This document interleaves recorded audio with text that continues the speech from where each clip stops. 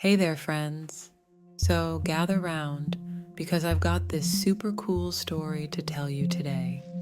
It's called The Mermaid's Comb, and it's full of secrets, a little bit of magic, and a really special comb. It all starts in this tiny town right by the ocean, where everyone knows the rules. But, sometimes fate just has other plans. Get ready to dive in. Okay, so picture this. A small fishing town called Blackshell Cove. The waves are always crashing against the rocks, and the wind always seems to whisper old stories. Everyone in town knew two big rules. Don't go near the eastern rocks after dark, and never talk to the sad lady who hangs out by the shore. But some secrets, just like the ocean's waves, you just can't keep them hidden forever. Our main character is Lira, a 17-year-old girl, and she knew these rules really well. Her life was pretty tough because of her super mean stepmother, who was just as cold and dark as the bottom of the sea.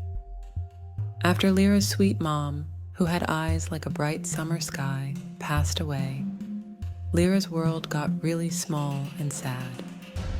She missed her mom's gentle songs and all the cool stories she used to tell about brave sailors and magical creatures. While other girls her age were dreaming about dances and talking about boys, Lira was usually stuck working super hard at night, her hands all sore and tired. She just wished for a life that was more than just endless chores and her stepmother's nasty comments. So, one really rough night, after the sun had totally gone down and the stars started to pop out in the dark sky, her stepmother's voice, sharp like a broken seashell, totally broke the quiet. "These clothes are filthy. Take them down to the freezing ocean. If they're not perfectly clean, you won't eat for a week," she screamed, slamming the door shut with a huge bang. Lira sighed, her breath puffing out little clouds in the cold air. Her hands were already aching from scrubbing, but she had no choice. She picked up the heavy, wet clothes and slowly walked towards the beach. The sound of the waves crashing sounded like a sad song, just like her tired steps. As she knelt by the moving water, her fingers getting numb from the cold, a sound drifted over the waves, a song unlike anything she'd ever heard before.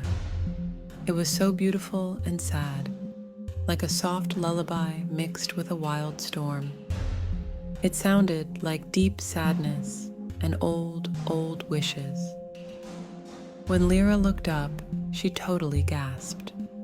There, sitting on a curved rock, where old sailors said ghosts sometimes showed up, was a woman.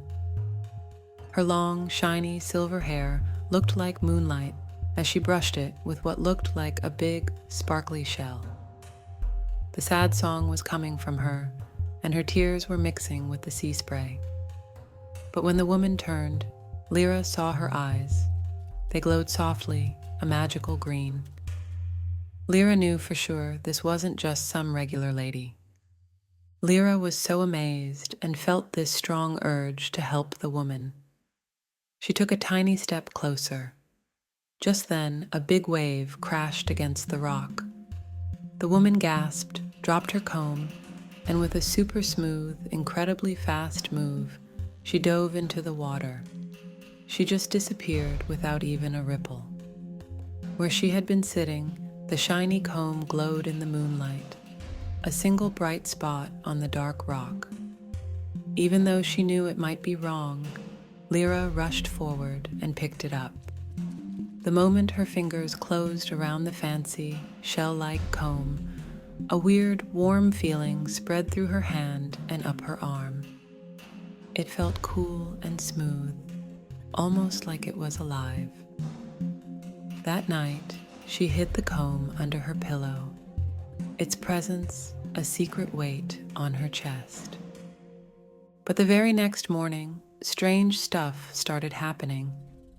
The clothes her stepmother had yelled about came out of the wash, smelling like rotten seaweed, no matter how many times Lira tried to clean them. The village well, which usually had clear, sweet water, now spit out dead fish.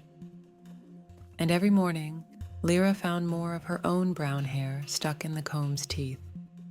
But now those strands were turning silver, shining with a weird light. The comb was more than just something lost. It was like a key. It was connecting Lyra's life to that mysterious woman of the sea. What other changes would it bring? And what secrets did the sad woman of Blackshell Cove hold? Secrets that were now slowly, truly becoming Lyra's own.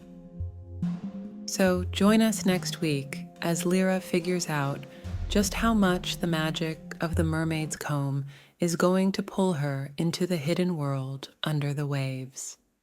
Don't forget to like, subscribe, and hit that notification bell so you don't miss the next part of the mermaid's comb.